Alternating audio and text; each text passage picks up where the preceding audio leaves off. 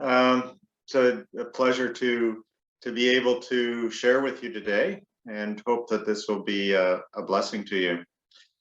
I was really appreciated the presentation that Dale made earlier. This material that Cathi and I are both familiar with. We met actually when we were training to become spiritual directors, and the book that Dale referred to, The Critical Journey, is one of the first books that we would have studied, amongst the first books we would have studied. When Dale talked about stage 4, that's a really critical stage. And it's one where a lot of people don't push through, because it's a stage when you experience a significant amount of loss. I was talking about this just over lunch with Cathi, and her comment was that she doesn't, and I agree with her, that I don't think that it's possible to choose to go into stage 4. What happens is God kind of throws you into stage 4, and you land in stage 4, and then you have to choose either to engage it and press through, or to flee from it in one way or another. When you hit stage 4, it's a time of loss. There's a sense of a loss of faith. You're not actually losing your faith, but it can feel like you're losing your faith. There are many other times when we lose something that we're grieving over. And for us in the PCC, many of us are grieving. It's been a time of real loss. We feel the loss of the historical denomination. There are some who are grieving because they're feeling called out from the PCC. And so there's a sense of a loss of their heritage. There's a grieving of people who are feeling called to remain within the PCC because of the people who are feeling called to leave. There's the loss from broken relationships. There's so many different types of loss that we experience, but that's not the only kind of loss that we need to grieve. COVID has brought a whole lot of other losses, the possibility of financial loss, losses of jobs, deteriorating health for some people, death of a loved one, even the whole vaccination thing. There can be real division within families over it, and broken relationships, lost friendships. And then, I was talking with a friend recently whose 5 kids have recently just left home. They're the last of their kids has been launched, and for the first time in decades, their house is empty except for her and her husband. So that empty nest, there's a sense of loss there. Somebody betrays you, and there's a sense of loss. And of course, one of the deepest ones, other than death, is when a marriage breaks down. And so there's so many times when we feel that we've lost something, and we need to grieve over it. And if you don't grieve well, it's hard to move forward. So that's what this workshop is about, is how we can grieve in order to live. So to give you an idea, I am a camper, an avid camper. I love going up to Algonquin Park, but I have one problem when I go to Algonquin Park, and that's the packing stage. I tend to take a lot more with me than I need to. Now, when you're solo canoeing and portaging and so on, the more you take with you, the harder it is to organize your stuff, to get moving in the morning and so on. I am learning, I haven't learned yet, but I am learning that I need to just pack the minimum, just what I need. If I can get away with one pair of sweatpants for the journey. I might stink by the time I get home, but I don't need more. It'll be better for me. The less gear I can take, so long as I'm safe, the better. Grieving is something like that. And it's about how we leave behind what we need to leave behind and carry with us what we need to carry. Our sense, as we talked about it, as Cathi and I talked about it, is that there's really three things that we need to do to grieve well so that we can live. The first is we need to lament. The second is that we need to forgive. And the third is that we need to release. And we're going to be talking about each of those: lamenting, forgiving, and releasing. And we're going to spend about 5 minutes talking about each of them. And then we're going to break into small groups. And in our small groups, talk for about 10 minutes. And then we're going to come back and take another 5 minutes to talk about the next and break into the same small groups and so on. And we'll shuffle you in and out of the small groups. So with that, I'm going to turn it over to Cathi to talk about lamenting. Good afternoon, everybody. I guess morning for some of you that are in the West. Lamenting is something as Westerners that we do really poorly. We want to, often we just want to push past lamenting because lamenting's painful. And we sometimes, even as Christians, have a belief that there's something wrong with us if we have to lament. There's something wrong with us if we have great grief. There's something wrong with us if we really have difficult things to say to people or to God. But the truth is if we look in the scriptures, we can see in the Psalms, and we picked these two particular Psalms, that the psalmists often had some very difficult things to say to God that reflected the depth of their pain. So from Psalm 139, this is from the Christian Standard Version. God, if only you would kill the wicked, those bloodthirsty men, you stay away from me, who invoke you deceitfully. Your enemies swear by you falsely. Lord, don't I hate those who hate you and detest those who rebel against you? I hate them with extreme hatred. I consider them my enemies. And Psalm 137. Daughter, Babylon, doomed to destruction. Happy is the one who pays you back what you have done to us. Happy is he who takes your little ones and dashes them against the rocks. We have an example here of somebody that they didn't hold back their lament. They didn't hold back their anger, their frustration, their grief. And I think it's really important for us to do the same. When we are grieving, doesn't matter what the loss is. When we are grieving, it's really important that we do not hold back, that we have to be honest with ourselves and with God about the depths of the emotion that we feel. Sometimes that's bitterness. Even though we know the bitterness is something we need to overcome, sometimes we can't quite stop ourselves from being in bitterness. Sometimes we're judgmental. Sometimes we are in a puddle on the floor that we can't get out of. And those of you who have maybe lost somebody close to you might know what that feels like. There's a desperation in lament. And God calls us to be honest with him. When we're less than forthright about the depth of our pain, the anger we feel, the bitterness we're experiencing, we are actually lying to God and lying to ourselves. And he calls us instead to lift up our eyes, to look to him, to remember that the steadfast love of the Lord, which is the next slide, never ceases. That no matter where we are today, no matter what pain we are in today, we have a hope and a future, and that God is faithful.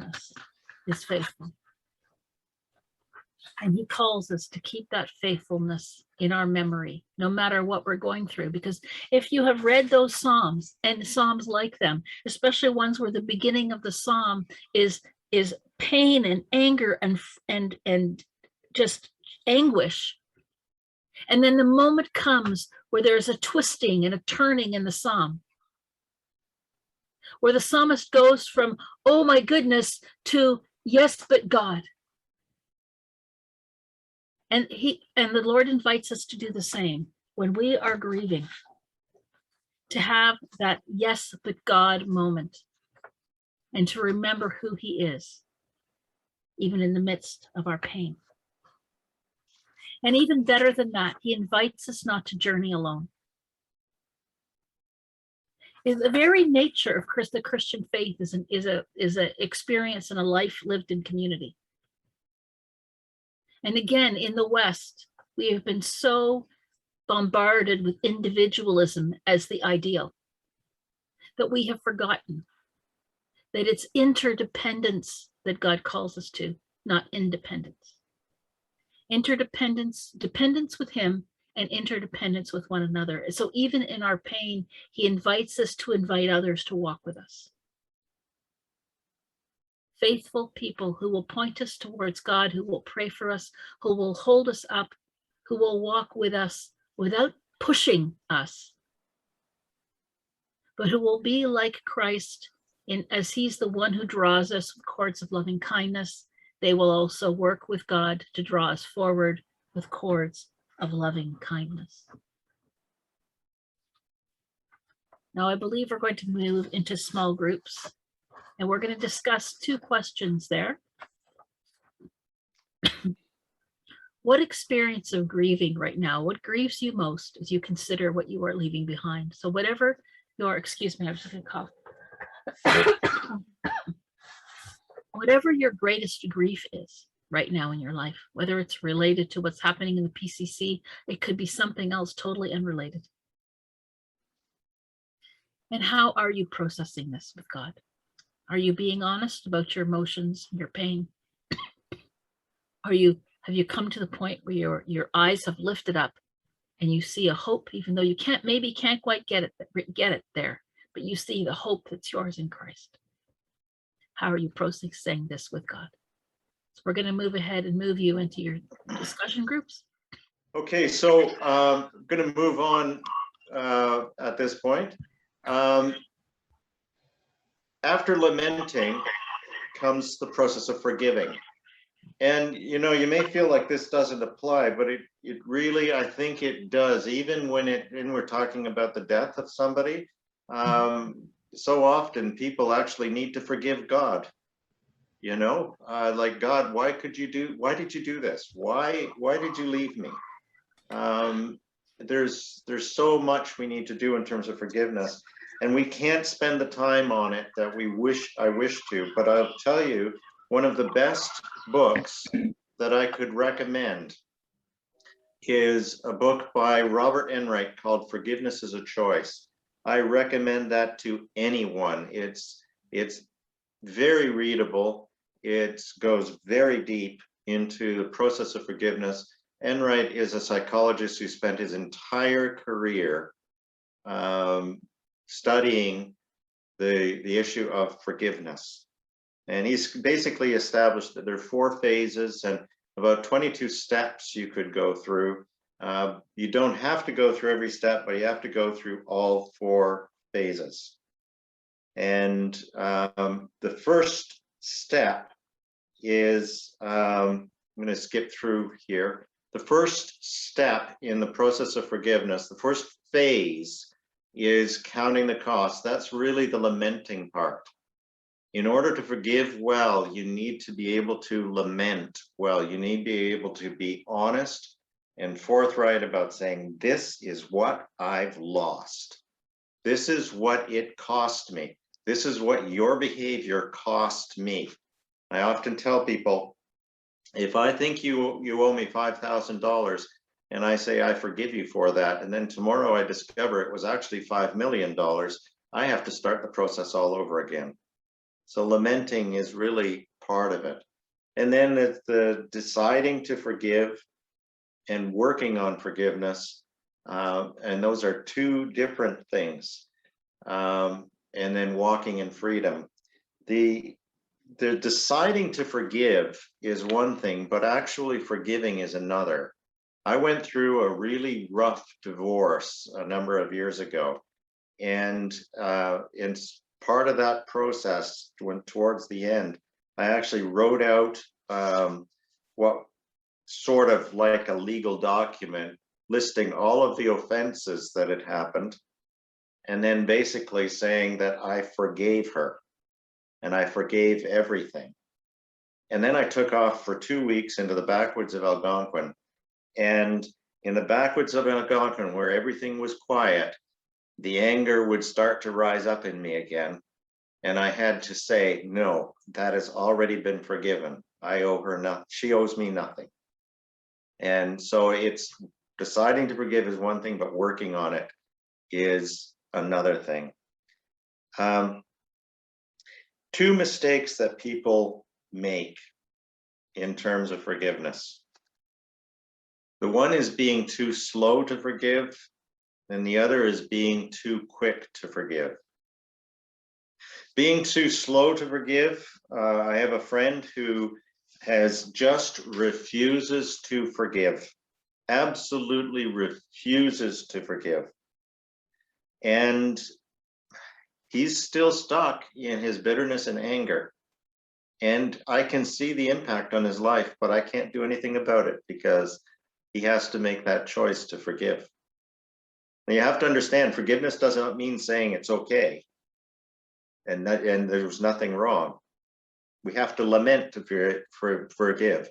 We have to be able to acknowledge what was done wrong, but it's a choice to not, to release ourselves from having to hold that person accountable. And if we're too slow to forgive, we hold on to it, we bind ourselves. As Nelson Mandela said, he realized that if he didn't leave his bitterness and hatred behind, he'd still be in prison. But the other mistake we make is to be too quick to forgive, to say, yeah, I forgive you, without having gone through the lamenting process, without really recognizing how great it is the sin that we're forgiven. So we make those two mistakes.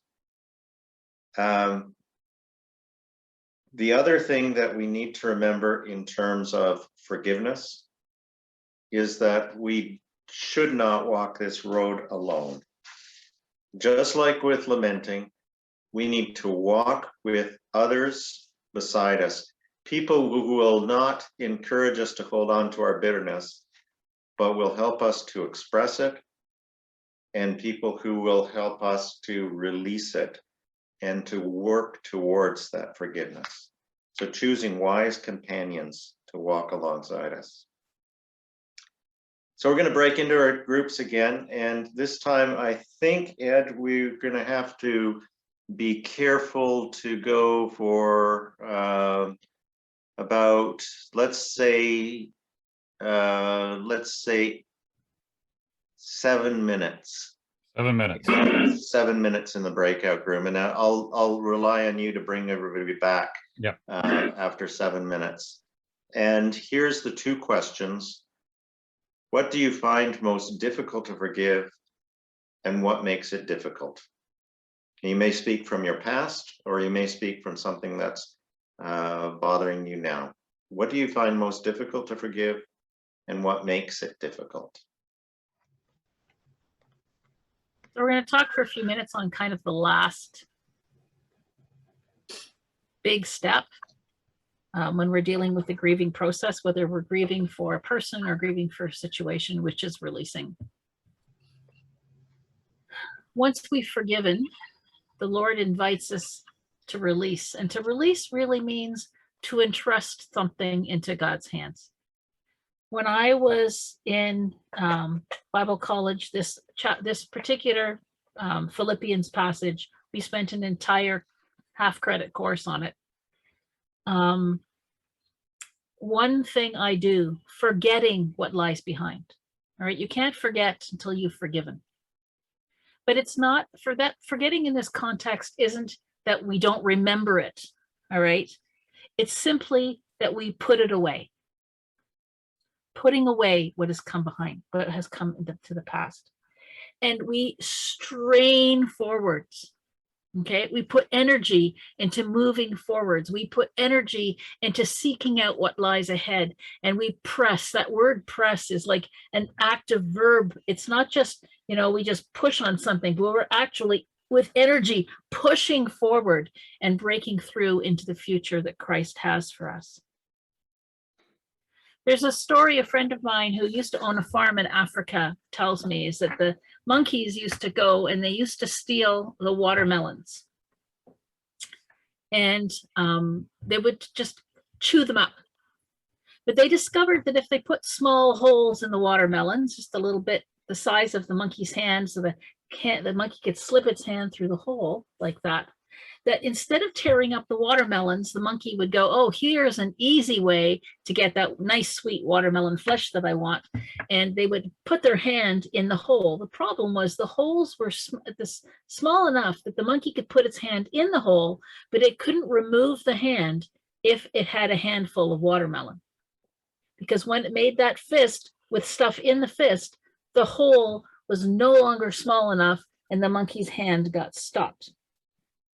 Now, I'm not going to tell you what they used to do to those monkeys that were stuck in the watermelons, but the monkeys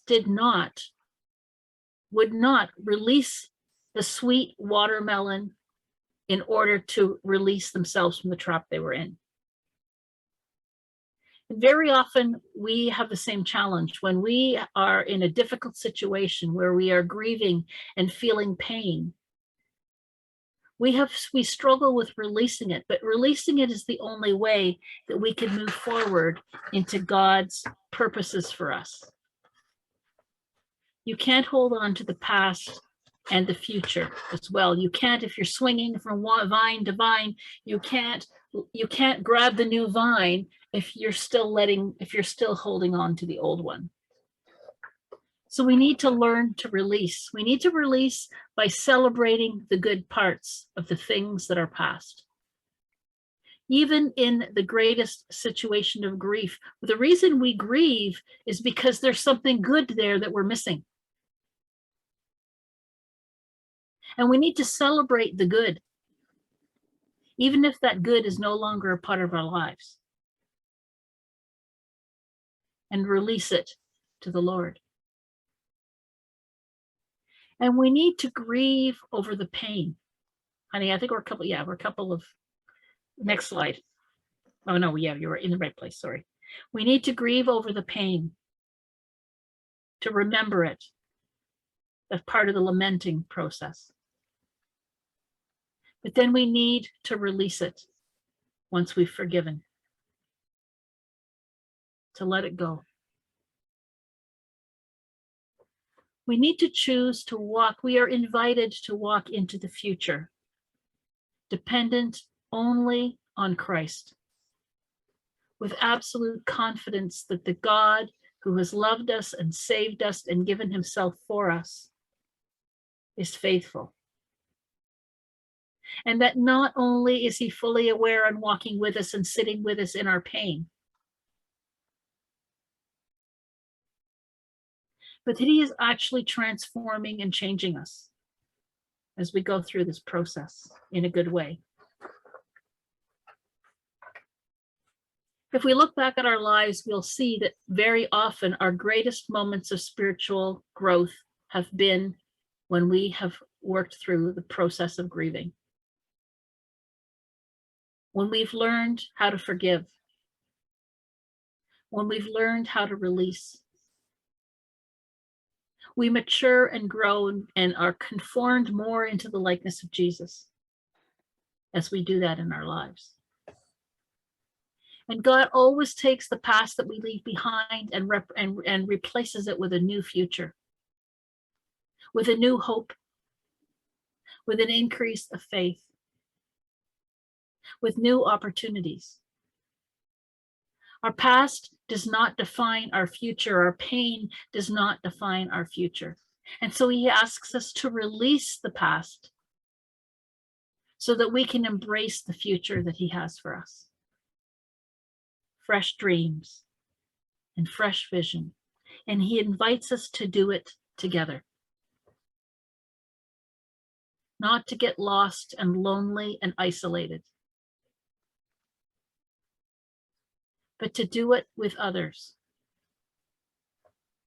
To bounce off of others what the Lord is doing in our lives. To share, to receive their encouragement, to encourage them out of our experience. Because as we grow and we share our experience, others grow. And there's a new future and a new opportunity and a new hope for all of us. So let's move into, we're going to be moving into our small groups or discussion again. 2 questions. What do you need to release? And 2, how will you release it? And again, let's take just 7 minutes for this, I think. Okay, Yeah. Before we do that, I'd just like to take us back to the Philippians passage. I'll just read it to you. This is from Philippians chapter 3. One thing I do, forgetting what lies behind and straining forward to what lies ahead, I press on towards the goal for the prize of the upward call of God in Christ Jesus. Up in the last, so just to sum this up, in the last minute and a half that we have, really we've said 3 things so far: lamenting, forgiving, and releasing. And then I would have just encouraged you to dream with God. When you've had a chance to lament, when you've had a chance to forgive, when you've had a chance to release, then just dream with God about what he intends for your future.